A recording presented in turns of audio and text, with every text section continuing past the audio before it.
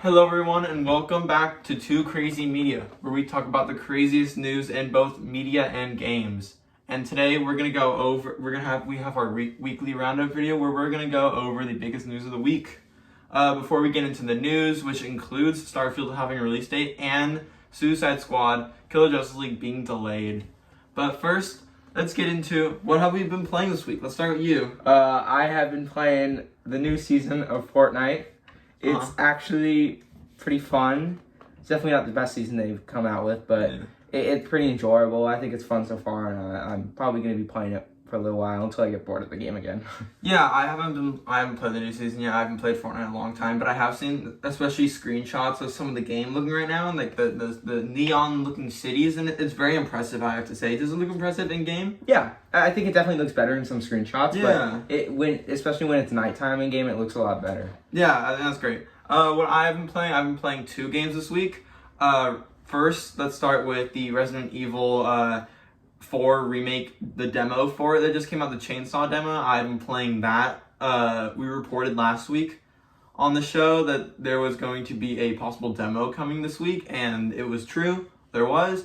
And I've been playing it, and it's been a lot of fun. It's for free. If you want to go get the demo, go get it. It's super fun for Resident Evil 4 remake. It's kind of at the beginning of the game, towards the beginning side, and it's like 30 minutes, depending on how quick you can get through it. Some people can get through it in like 20 minutes if you speedrun it. Some people can get through like 45 if you take a really long time and kind of take the look at everything. But it is really fun, and I definitely recommend it. It's been great. And also, I've been playing a lot of Battlefield 2042. I finally got back into it. I haven't played it since it came out at release, and I wasn't a big fan of it, but it just got released on PS Plus again. So I decided let's return. There's probably going to be a lot of players, and we're on season 4 right now, and it's been great. I really think EA has definitely been in the right direction with this game recently, and they definitely know what they're doing, and it's nice to see that they're listening to the fans. So that's great. But now let's get into the news. So let's start with the first news report that the Hogwarts Legacy Last Gen Edition has been delayed. This is coming from Joseph Yadin at GameSpot. He said, Warner Brothers Games announced that the PS4 and Xbox One version of Hogwarts Legacy have been delayed. The last gen editions will now launch on May 5th, 2023. Originally, Hogwarts Legacy was supposed to launch for PS4 and Xbox One on April 4th, 2023. The Nintendo Switch version is still set to launch on July 25th, 2023. Alright, so as people, we both have not played Harry Potter games. We're not big Harry Potter fans. I got all the people, but I can respect that game for being like pretty could from what everything I've seen from YouTubers play and stuff. It looks awesome. It looks like a great game. It looks really cool. But you know, we see this a lot, delays. I feel like every single game gets delayed at this point. There has not been one game this year that hasn't been delayed for the most part. It's just a lot, and it's just a common thing, and seeing last gen ports being delayed is not a new thing, I'd say, but definitely something different. Normally we get, I'd say most people just kind of like most companies kind of cancel their last gen ports instead of just delaying it, but nice to see that they're still looking out for the people still on PS4 and Xbox One, and they just have an extra month to wait, but I'm sure they're all excited. I'm sure it's worth the wait for all those Harry Potter fans out there. What do you think? Any opinions?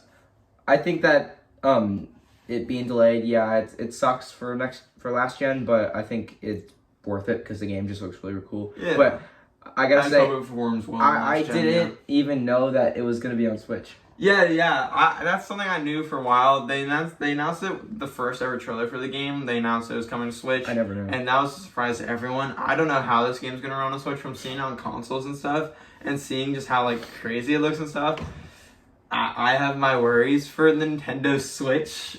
It's a great console, but it has its hardware issues every once in a while, so I would not be surprised seeing that the last gen version got delayed. I would not be surprised if a Switch version gets delayed to later in the year and may possibly even cancel. Though I don't think they'll cancel. I think if it does, it'll be a really long delay. Yeah. To like September, August, November, time of October.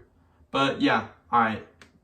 Let's get into the next news. This might be sad for a lot of people, including us. So, Deborah Ann Wolf and Eldon Henson will not return Daredevil Born Again as Foggy and Karen. But some good news, John Bernthal is returning as the Punisher.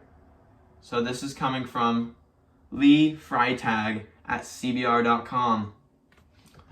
Charlie Cox's Matt Murdock will be missing two close friends and confidants in Daredevil Born Again, with Deborah Ann Wolf and Eldon Henson not expected to return for the upcoming Marvel Cinematic Universe. Per The Hollywood Reporter, Wool and Henson will not reprise their respective roles from Netflix Daredevil series as Karen Page and Foggy Nelson in the upcoming Disney Plus series. It is unclear whether their characters will be recast for Born Again or if they will be excluded entirely from the story. The news is part of a larger story about John Bernthal coming back to play Frank Castle, the Punisher, in Daredevil Born Again, making him the third actor after Cox's Matt Murdock and Vincent D'Onofrio's Wilson Fisk Kingpin to reprise their Netflix Marvel role in the MCU proper. It sucks. Mm-hmm. I have no clue why they're not in it. There could be multiple reasons. There could be Marvel excluding those characters from it. It could be Marvel is recasting them, or maybe both Deborah and Eldon just didn't want to do it. It could be any of those. We don't know. We probably won't know for a while. It sucks. I think I really like their characters in the Daredevil series. And I had high hopes that they would return. So for them not to return, it's gonna suck. It's gonna be weird not to have especially Daredevil and more the lawyer sides without them. Mm-hmm. But I'm sure Marvel can make it work. Hopefully. It sucks though. I think John Bernthal coming back as the Punisher is really cool. I think the Punisher is such an awesome character, and I think John Bernthal's take on it is just so good, and I think he's definitely meant for that character, and I'm really excited that he's returning. I'm excited to see where he's going to go in the MCU. He's definitely a more violent character from the MCU. He's kind of like a Deadpool, just not witty. So it'll be interesting to see how they treat Punisher. But I can't wait. What do you think? Yeah, I think that them coming back, it sucks that they're not coming back, but Punisher's cool, and we've already seen Daredevil a lot in the MCU and She-Hulk, and we've seen him without the two alone, and he's been good without them, so I think that they can make it work. Oh yeah, I'm hoping they make it work. It's definitely hope. But alright, next statement. This is a pretty crazy one. Kevin Feige and the Patty Jenkins Star Wars projects have been canceled. That's pretty crazy. Some more Star Wars fiascos happening. This is coming from Christopher McPherson at Collider. There's been so Jenkins' Rogue Squadron, as well as Marvel Studios president Feige's Untitled project, have both been shelved indefinitely. While the Star Wars franchise continues to do moderately well through the Disney Plus, The Mandalorian accepted the show. Okay, we don't. It just kind of goes in The Mandalorian, but yeah. So both Patty Jenkins' Star Wars project, which was Rogue Squadron, and Kevin Feige's Untitled project, have been canceled. That sucks. Yeah. I was definitely intrigued, especially by Kevin Feige's project. It's definitely interesting. Do you know if he was supposed to direct it? I'm not sure. I knew he was making Starfield. He's a producer. He's not, but yeah. It's interesting. I think it would have been really interesting to have, the president of Marvel Studios kind of come in and direct something like that, a movie, especially if he directed it. That'd be really cool to see him do Star Wars instead of Marvel. But I'm not surprised. That was definitely a weirder one that I was more surprised about. But the one not so surprised. I'm a little kind of surprised about that. But the Rogue Squadron one, not surprised that it was canceled. I'm gonna be feeling honest with you. Wasn't it announced a year ago that Rogue Squadron was in development hell? I think so. Yeah, it was gonna be canceled, or they were really discussing, and then earlier this year, Patty Jenkins was Wonder Woman 3 was basically canceled, and she was thrown off and all that, and she kind of went crazy over it, understandably, I'd say.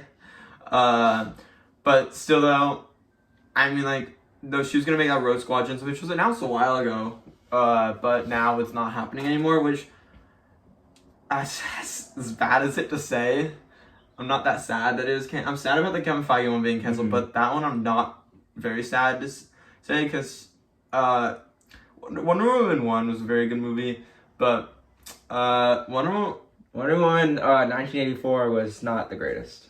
Not at all. It was a train wreck of a film. I still remember watching it and just thinking to myself, oh my god, what did I just watch? That was horrible. But, so, I don't know. Maybe it could have been good. Maybe she could have wowed everyone and kind of, like, redeemed herself after that dumpster fire of a film. But, sadly, she won't be able to anytime soon because of this. What are your thoughts on this?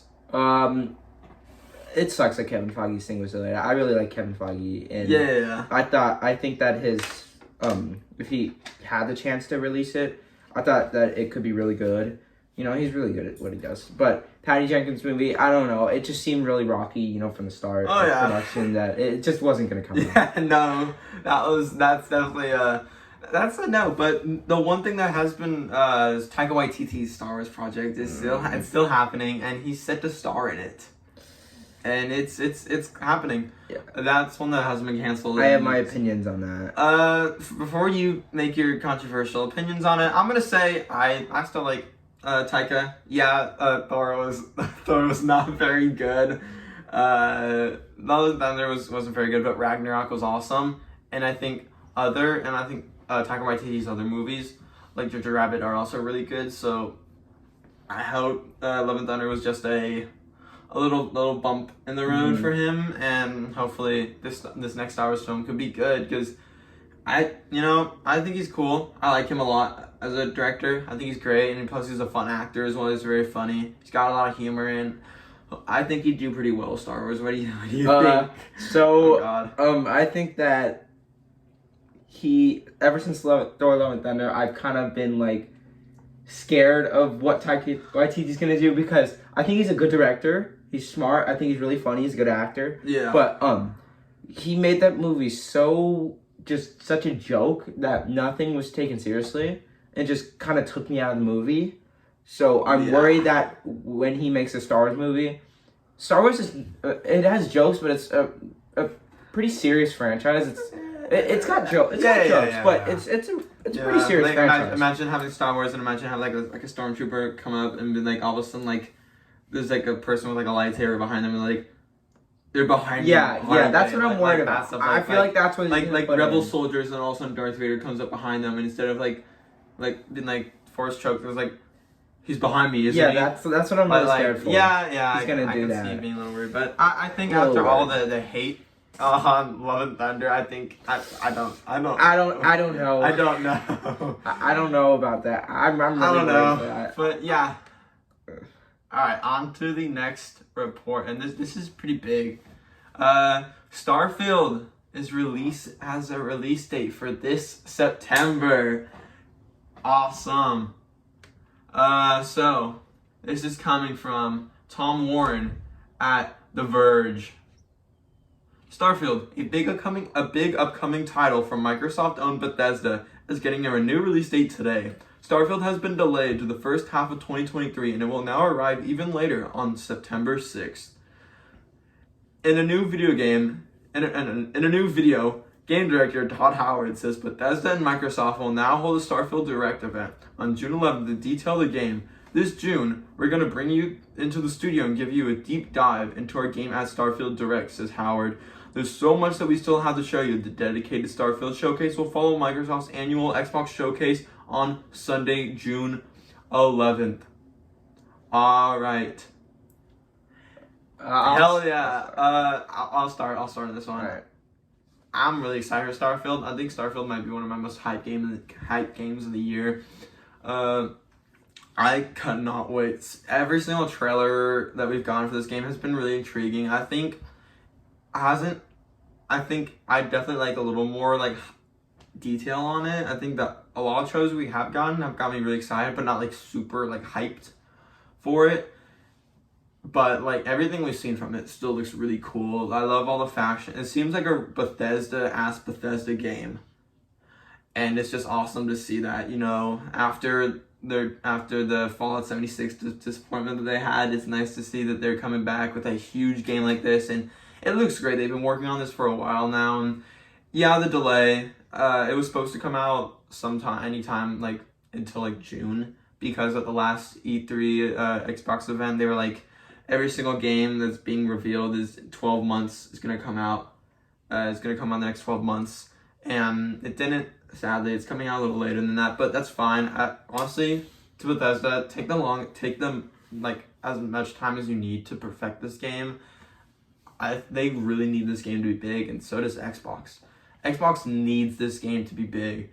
If not, then it's really bad. Like, this is their biggest game in a long, long time, and so they need it to be huge. And so, yeah, I hope it's big. I hope it's great, and I hope it's not wonky. You know, I think every single Bethesda game that's come out, even if they're amazing, they're still pretty wonky, especially at launch with bugs and glitches. And I hope that's not this, but I think if anything, that might be the only problem, is just the wonkiness, because it's Bethesda. Their games are so big. They always have. Hopefully, you know, maybe they won't have that wonk. Maybe they won't have people clipping in and people disappearing, and your common Skyrim, goofy Skyrim wonky dialogue, which is kind of known for Bethesda. But I mean, like, it does give her a couple laughs. So hey, what do you think? I definitely don't have as much to say in this game as much as you. I'm excited for it. I'm gonna get it, obviously. Yeah. It seems like a huge game. You know, there's like they said, there's so many planets to explore. It Yeah, seems over like it's gonna 1,000. be. Yeah, that's insane. It's a little scary. It seems like it's No Man's Sky, but No Man's Sky didn't really launch. No Man's Sky is in a very good place right now, but when it launched a couple of years ago, it was not in a very good place.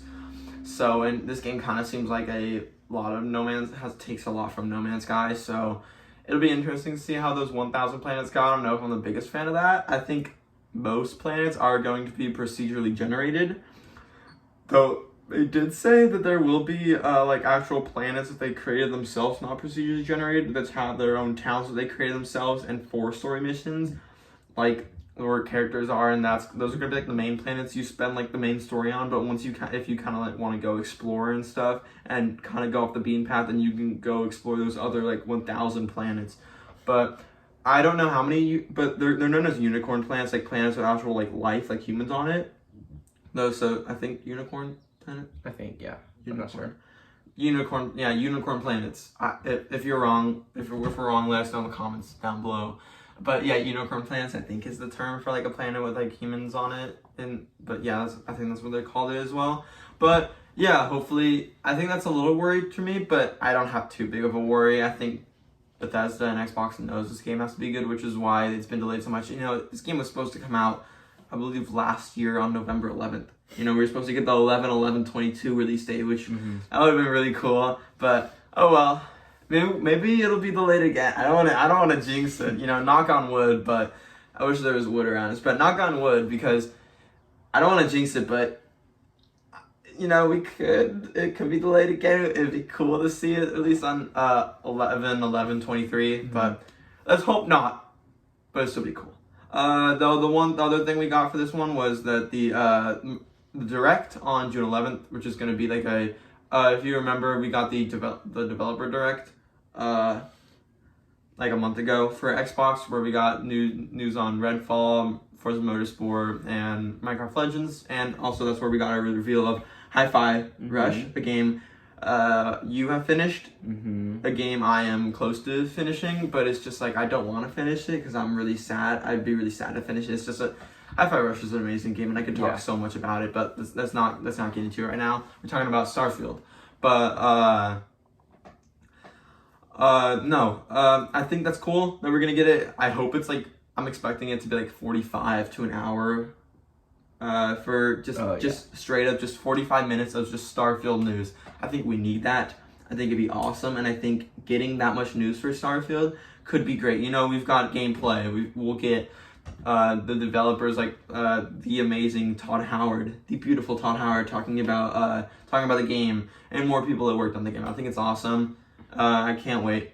And it's following the Microsoft showcase, which is also, so we've got a confirmation that Microsoft's not E3, but the showcase they have will be on Sunday, June 11th, and then the Starfield will follow after. So Starfield will not be at the Microsoft showcase, which is fine, because honestly, I like that we get Starfield as because that's their next big game, because by that time, Redfall will already be out. So by that time, we're ready for Starfield. Let's get some new Starfield news. Everyone's ready.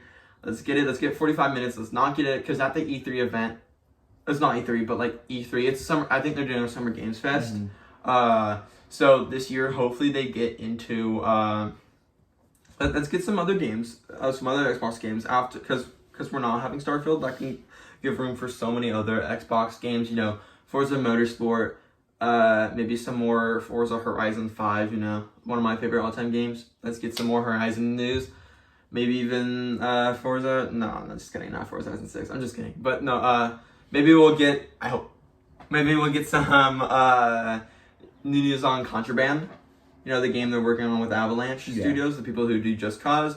Maybe we'll get, maybe we'll get some new news on Perfect Dark, from the initiative and also I forgot who else is working on the game, but another big company. I'm really excited for that. That'll be great. Hopefully some other news on Avowed, which is, I believe, Obsidian's medieval game, kind of like Skyrim.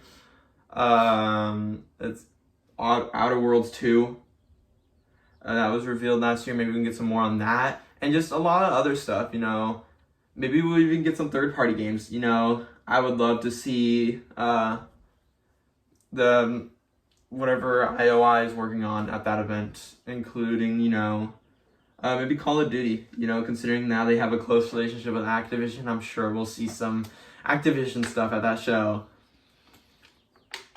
But yeah, we'll do when it comes closer to that event, we'll definitely do a predictions video on that for the event. But that's when we get closer. Though, yeah, Starfield. Excited. Now let's talk about some sad news. So, Suicide Squad Kill the Justice League has been delayed. So this is coming from Zach Zweisen at Kotaku. Suicide Squad Kill the Justice League, the upcoming online co-op action shooter from Rocksteady, has reportedly been delayed from its planned May release to sometime later this year. This follows last month's release of new gameplay footage being met with a flood of negative reactions from fans and critics alike.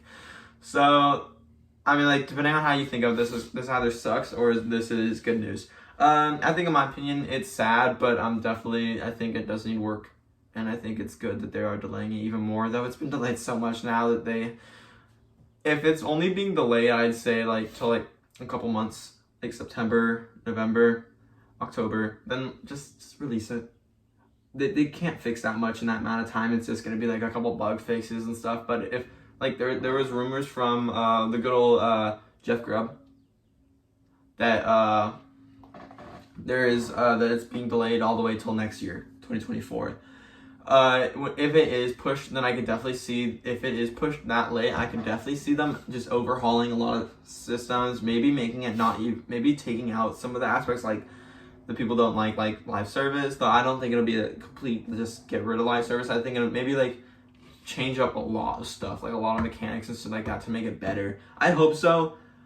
We talked about this a couple weeks ago. I think it was our first episode that we talked about the PlayStation showcase event and the reveal, the kind of the gameplay for this game at that event, and we talked about how not looking too excited and us being a little nervous for it. Yeah, I think I'm definitely nervous for this game about how the state it was in. I don't know, Rocksteady, it's kind of sad. Rocksteady's so amazing, especially with the Arkham games, and to have this game kind of not look too well, it's heartbreaking. What do you think? I disagree with what you said. I think that maybe it's just because I'm a huge fan of Arkham games, and I like feel like I have to like this game because I just love this game so much. Wow. I feel like this game does look really good. I feel like it definitely needs. It definitely looks like it has issues and it needs changes, but I think it looks really fun and exciting. I love the story. You know, it takes place in the same universe, so I love it. Yeah. But I'm also. It's gonna sound weird, but I'm also really happy that it got delayed. Like really happy. Yeah. I'm not even sad at all. Wow. Because That's good. I think that I'm glad. I want this game as much as I think it already looks fine. I'm already gonna like the game, but I want it to do good. I want other people to like it. So I'm glad that they're delaying it because I feel like they're gonna fix a lot of issues and they're gonna take the reception and use it and fix their game, which they need to do. But I'm really excited for it. I think it's gonna be a good game. Yeah, no matter what people say. Yeah, hopefully. I just hoping it doesn't end up like the massive flop that was Gotham Knights. It won't. I don't think Gotham Knights was a flop. I tried the game out. It was really bad. It was horrible. I hated it. It was bad. It was not fun to play. I tried like a 1 hour demo trial for it on PS Plus. 1 hour demo. And I didn't even want to play the full hour. I was done after 30 minutes. It was really bad. It's not good. And so I really hope it's kind of like that, where it's another co-op game. I hope it doesn't end up like that. I really hope it doesn't. I don't think it will. But yeah, that's just a. I hope it doesn't. I hope it's not a flop. Though you can. My prediction for this game is, I have a feeling that this game is really just a big. I hope it's not, but it kind of seems like it might be just kind of like a way for Rocksteady to earn more money, get more money. You know, they haven't worked on a game in so long, or this is kind of like. They get money back from this game considering it's live service, and live service games do always make a lot of money. And then after, because they have so much money, then put all that money into making another Batman Arkham game. That's my prediction. That's my prediction. I'll tell you right